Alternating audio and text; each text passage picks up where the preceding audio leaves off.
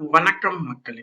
தமிழகம் முழுவதும் இருக்கக்கூடிய அம்மா உணவகங்களை புதுப்பித்து செயல்படுத்துமாறு மாண்புமிகு முதலமைச்சர் ஜோசப் விஜய் அவர்கள் உத்தரவிட்டிருக்கிறார்.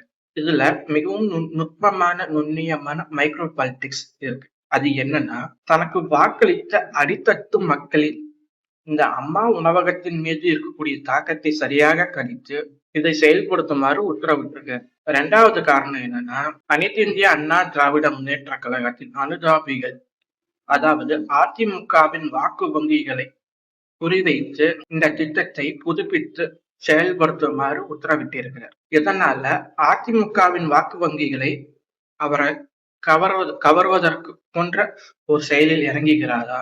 இந்த அம்மா உணவகம் புதுப்பிக்கப்படுவதால் தமிழகத்தின் அதிமுக ஆட்சி உள்ளது என்று அர்த்தம் கொள்வதா?